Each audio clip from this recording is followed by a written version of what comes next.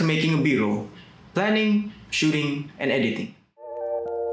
First, you have to decide what it is you want to shoot. What kind of products, what kind of food. Next, which platform do you plan on sharing it to? If you plan to post it on IG Reels or IG Stories, then you'd have to take it in portrait mode. While on YouTube and other media, it'll be horizontal. Also take note on the time limit for videos on each of these platforms. Next, what is the story that you want to tell? For food videos, it's usually as simple as showing how the raw ingredients can turn into the finished dish. It doesn't matter how good your editing or transitions are if you don't have a story. People want to be hooked by something, and that something is usually a story. Choose your music. I don't always choose it beforehand, but knowing the kind of vibe you want your video to have will always help. Because this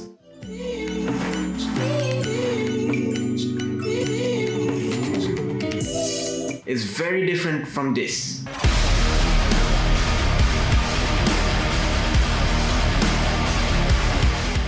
Next is your shot list.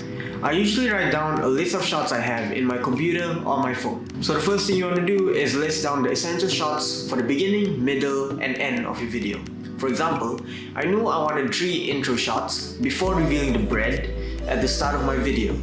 And at the end of the video, when it was time to reveal the toast, I knew I wanted a plate sliding shot. Once you've gotten the flow of your video, next, plan your transitions. If you're moving from left to right in one shot, then you'd have to continue the motion in the next shot. Otherwise, it just won't look right.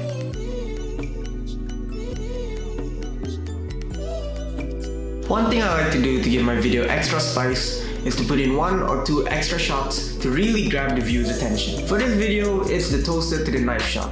For my previous video, it was a rolling tomato shot.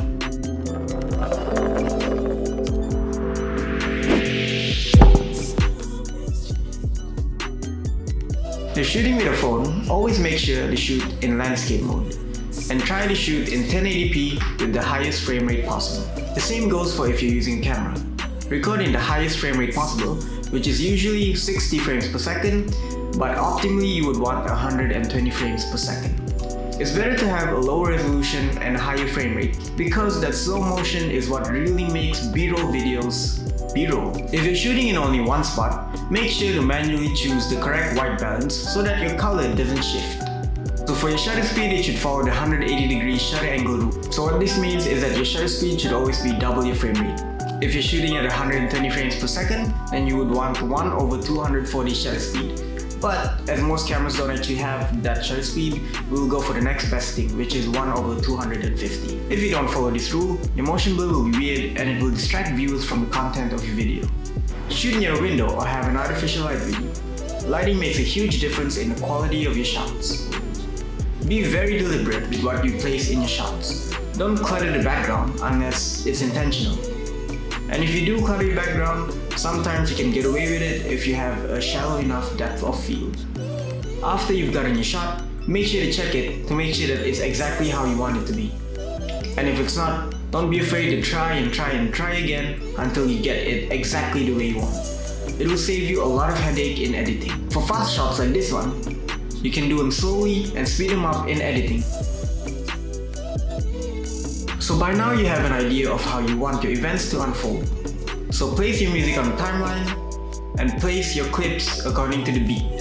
A huge game changer for me is incorporating speed ramping. Speed ramping is manipulating the speed of clips to make smoother transition. You do this by increasing the speed of the end of one clip and also increasing the speed of the beginning of the next clip. It makes your videos that much smoother.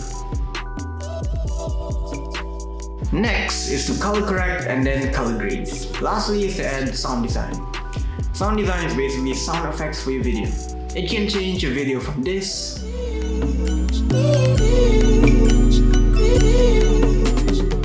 to this.